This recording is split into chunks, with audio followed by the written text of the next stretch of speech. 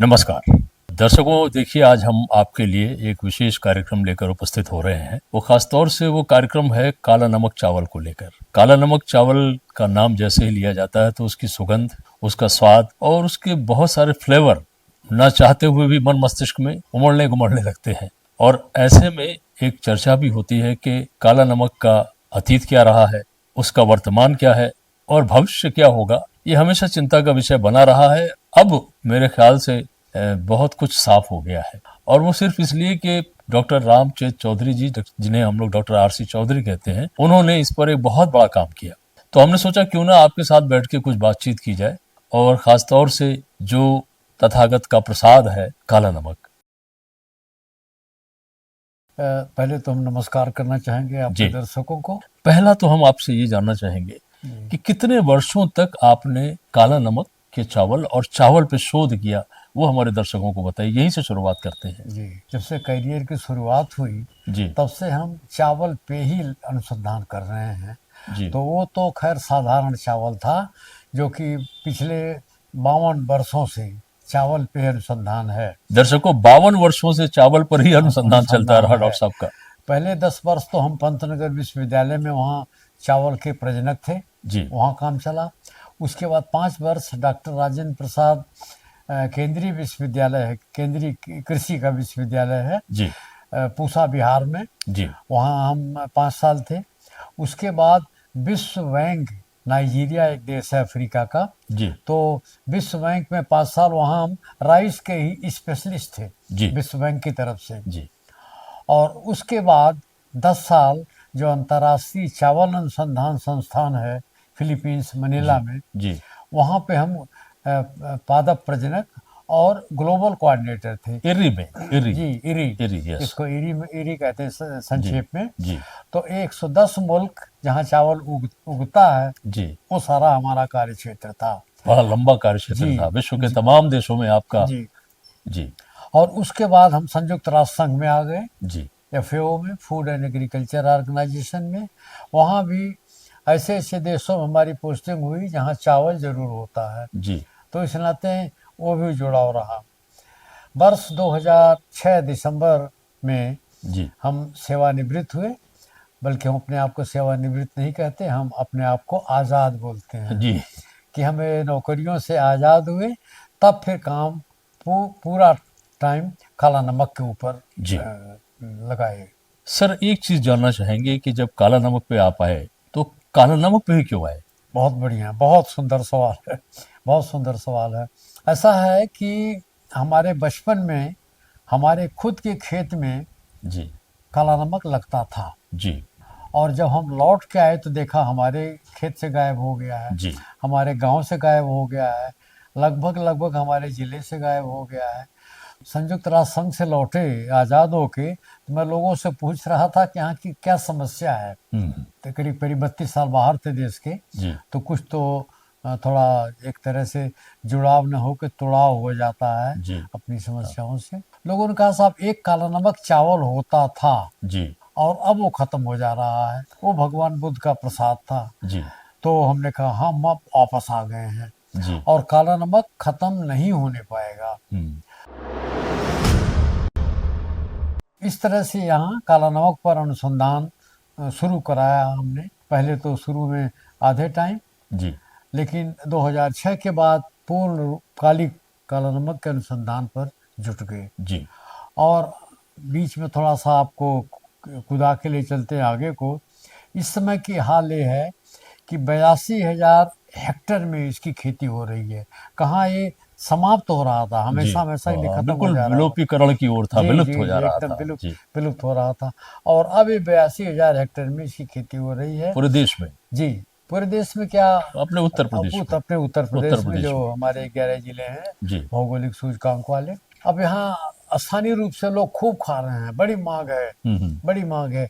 मेरे घर पे भी इस समय भी तो 10-15 क्विंटल चावल है किसानों का, जी, लेकिन हो सकता है शाम तक और 10-5 क्विंटल आ आ जाए, जाए। जी, और आ जाएगा, क्योंकि इसकी मांग बहुत है। इस समय हम लोग अमेरिका भिजवा रहे हैं करीब 400 क्विंटल। इसके पहले 550 क्विंटल सिंगापुर गया हुआ है, 100 क्विंटल जो है नेपाल गया हुआ है। जी, तो विदेश में भी जा रहा है क्योंकि अच्छी कीमत इससे किसान को मिल मिल रही रही है। है। और दूसरा जो यहाँ स्थानीय उपभोक्ता है, क्योंकि ये काला नमक शुगर फ्री है। जी। कहने का मतलब ये कि जो डायबिटिक लोग हैं, जो मधुमेह के रोगी हैं, वो सब इसको भरपेट खाएं तो उनका शुगर नहीं बढ़ेगा। जी। तो इस नाते स्थानीय जो है मांग भी बहुत है। रोज क्विंटल आधा क्विंटल जो है हमारे घर से लोग ले जाते हैं। जी। उठा के ले जा रहे हैं। तो अब ये इसीलिए हमने बीच की कहानी छोड़ी, आपको जी। पूरी पूरी की पूरी कहानी आपको बताई हमने जी। कि किस तरह से हम्म। ये समाप्त तो जो हो रहा था, अब वो 82,000 हेक्टेयर हेक्टेयर में में आ गया। इसकी खेती हो रही है और ये हजारों हजारों क्विंटल जो है ये एक चीज और जानना चाहेंगे कि जो बिल्कुल खत्म हो गया था, विलुप्तिकरण जिसका हो चुका था, अब आपने कुछ ऐसी स्थितियां बनाई कि वो 82,000 हेक्टेयर में उसकी खेती हो रही है। जी। क्या कुछ किया आपने कि एक बैग ये परिवर्तन आ गया क्रांतिकारी? देखिए, पूरी कहानी तो एक हमारी पुस्तक है, जी। Story of Kala Namak rice, जी। Past present and and future. Future. Good. तो इसके 200 पन्नों में ये लिखी हुई है, जी। लेकिन संक्षेप में हम आपको इसके ऊपर बताएंगे जी। कि और दूसरी पुस्तक हमारी ये हिंदी में आई है, जी। ये करीब 300 पन्नों की है, जी। काला नमक की कहानी अतीत से वर्तमान, जी। या काला नमक धान अतीत से वर्तमान। काला ये नमक धान अतीत से अतीत से वर्तमान। वर्तमान। जी। तो एक इंग्लिश का, दूसरा ये हिंदी का, दो जी। पुस्तकें ये हमारी हैं। इसमें सारी कहानी विस्तार में लिखी हुई है, लेकिन संक्षेप में हमें बता दें कि चूंकि इसकी कोई प्रजाति नहीं थी काला जी। नमक की, जी। किसी सरकारी या गैर सरकारी संस्था ने भी कुछ भी नहीं किया था काला जी। नमक के लिए। खाली लोग घड़ियाली आंसू बहाते थे कि साहब एक काला नमक धान हुआ करता था, अब खत्म हो जा रहा है। जी। इसके अलावा लेकिन किया कुछ नहीं है, चाहे अनुसंधान या विकास के रूप में। जी। अगर किसी ने कुछ किया था तो अंग्रेजों ने। जी। अंग्रेज जमींदार जिसके नाम पर ये कई कई शहर बसे हुए हैं, बर्डपुर है, कंपियरगंज है, जी। ये फरेदा है, जी। ये सारे शहर अंग्रेज जमींदारों के थे। जी। तो इन लोगों ने क्या किया था, सिद्धार्थनगर जिले में अपने बड़े बड़े फार्म बनवाए थे, किसानों से उसमें खेती करवाते थे। जी। इन्होंने 10 जलाशय बनवाए थे नेपाल के किनारे, नेपाल के बॉर्डर पर, जी। क्योंकि ऊपर नेपाल से पानी आता है, वहाँ उन्होंने इकट्ठा करके और ये धान, काला नमक धान के खेतों के लिए करते थे। तो ये लोग यहाँ पैदा करवा के और इंग्लैंड भेजते। अब आप सोचिए इनकी बुद्धिमत्ता कि आज हम इसको कहते हैं कि काला नमक धान जो है दुनिया का सर्वश्रेष्ठ धान है, लेकिन इनको कैसे पता था, ये एक अभी तक रहस्य है और आगे हमारा अनुसंधान इस पे भी चल रहा है। तो हमने पहले तो एक किया, जब कोई इसकी प्रजाति नहीं थी तो किसानों से एक एक मुट्ठा उनके घरों में जाके, उनके खेतों में जाके काला नमक इकट्ठा किया, और सब काला नमक था। सब किसानों का जो भी कहता था वो काला नमक के दाम पे हमको एक मुट्ठा धान देता था। जी। लेकिन जब हमने अपने खेत में यहाँ गोरखपुर में लगवाया 250, तो पता लगा कि तरह तरह की हैं। कोई थोड़ा लंबा है, कोई छोटा है, कोई मतलब काफ़ी कुछ फर्क था। जी। तो उसमें जो सबसे सर्वश्रेष्ठ था, सर्वोत्तम था, 3 नंबर का नमूना जो सिद्धार्थनगर जिले का है, जी। उसको हमने KN3 या काला नमक 3 के नाम से उत्तर प्रदेश सरकार से रिलीज करवाया, भारत सरकार से उसको नोटिफाई कराया। अब लोगों ने कहा कि हाँ साहब, जो काला नमक के विलुप्त होने का कारण था कि इसकी सुगंध गायब हो गई है, इसका स्वाद गायब हो गया है, वो सब वापस आ गया है, इसमें है, अब है। लेकिन गड़बड़ ये है कि ये गिर जाता है, हाइट ज्यादा है। हाँ, 2.5 मीटर तक के ऊंचा होता है तो गिर जाता है। पैदावार इसकी कम है, इसमें पुआल ज्यादा और धान कम होता है। मशीन से कटाई नहीं हो सकती। तो हमने कहा हमें मालूम है, हमें क्या, हमारे 50-52 साल तो इसी पे गुजरे हैं ना। फिर मैंने इसको क्रॉस करके छोटा किया, तो जो 2.5 मीटर का होता था वो अब 1 मीटर से कम का हो गया, 90-95 सेंटीमीटर का काला नमक होने लग गया। पहली प्रजाति हमने जो दी उसका नाम रखा बौना काला नमक 101। बौना काला नमक छोटा 101। जी हाँ। लोगों ने कहा हाँ साहब छोटा हो गया, गिरता नहीं, पैदावार बढ़ गई है, लेकिन अभी इसमें वो गुणवत्ता नहीं है जो काला नमक में होनी चाहिए। इसका जो धान का रंग है हल्का भूरा है, एकदम काला नहीं है, और मोटा हो गया है। खैर उसको हमने सुधार के दूसरा दिया, बौना काला नमक 102, बेहतर था उससे। और अभी जो हमारी सबसे नवीनतम प्रजाति है, सबसे ज़्यादा सुधरी हुई, वो है काला नमक किरण। काला नमक किरण। किरण, हाँ। अब इसकी जो गुणवत्ता है, दाने का जो महक है, मुलायमियत है, स्वाद, सुगंध, फ्लेवर जो कुछ है, वो अब पुराने काला नमक के बराबर है। और उपज इसकी दुगनी है, कम से कम दुगनी। पुराना काला नमक जो है या KN3 हमारा, वो 10 क्विंटल प्रति एकड़ होता था, ये 20 क्विंटल 25 क्विंटल प्रति एकड़ हो रहा है। बहुत बढ़िया। तो अब किसान भागा इसके पीछे, और दाम इसका अब इस समय भी जो काला नमक चावल हम बिकवा रहे हैं, जो सबसे सस्ता है जी, और सबसे शुद्ध है, वो भी 120 रुपये किलो का है। जी, सामान्य चावल 30 रुपये 40 रुपये किलो का बिक रहा है। जी, तो दाम तिगुना हो गया। इस तरह से किसान की आमदनी बढ़ गई, जी, तिगुनी होने लगी।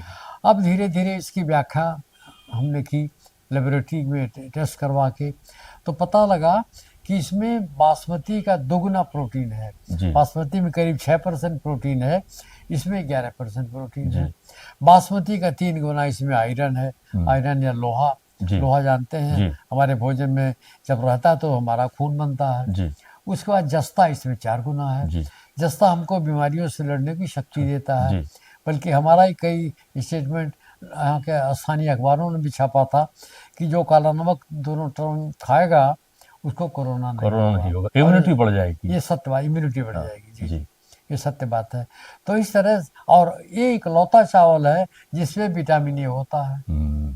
तो इतने सारे गुण होने के नाते हमने इसको कहा, बल्कि हमारे श्रद्धेय योगी जी भी, हमारे मुख्यमंत्री जी, वो भी एक नुमाइश में हमारा स्टॉल लगा तो वहाँ पूछे कि आप इसको सर्वश्रेष्ठ चावल क्यों कहते हो डॉक्टर चौधरी। मैंने यही बताया उनको कि महाराज जी, इसमें प्रोटीन दूना है, लोहा इसमें जो है 3 गुना है, जस्ता इसमें 4 गुना है, इसमें विटामिन ए है, और ये शुगर फ्री है। जितने भी मधुमेह के रोगी हैं सभी खा सकते हैं इसको, और डॉक्टर इसको मना नहीं करेगा। तो इतने सारे गुणों, सर्वगुण संपन्न अगर है कोई चावल तो ये है। इसको एक चीज और आपसे पूछना चाहेंगे कि ये जो चीजें बनी इसके अंदर, आपने उसकी साइज को थोड़ा, हाइट को छोटा किया, इसकी प्रोडक्टिविटी बढ़ी। तो उसकी वजह है कि वह गिरता नहीं है, हवा चलती है, बड़े पौधे होंगे तो गिर जाएंगे, गिरता नहीं है, वैसे ही रहता है। उसकी जो लाइफ है उस प्लांट की ज़्यादा समय तक रहती है, तो नुकसान बच गया। और उपज को बढ़ाया आपने, प्रोडक्टिविटी ज़्यादा हो गई, तो पर हेक्टेयर यील्ड जो है वो भी ज़्यादा हो गई, प्रोडक्शन बढ़ गया, और मार्केटिंग की जो दिक्कत थी वो भी ख़त्म हो गई। तो आपने बताया कि एक्सपोर्ट, बीच में हमने देखा था कि एक्सपोर्ट पे काला नमक की कुछ रोक लगी थी। जी। तो वो क्या था?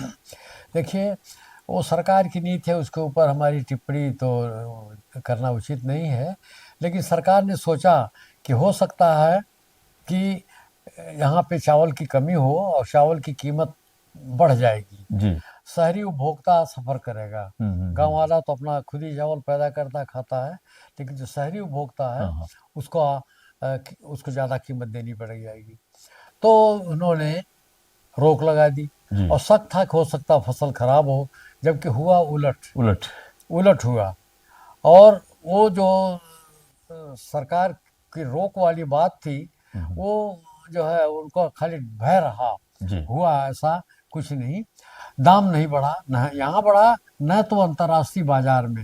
हमारे पास संयुक्त राष्ट्र संघ की रिपोर्ट आती है हर महीने, वो हमने जो पूरा जो है उसकी व्याख्या करी है।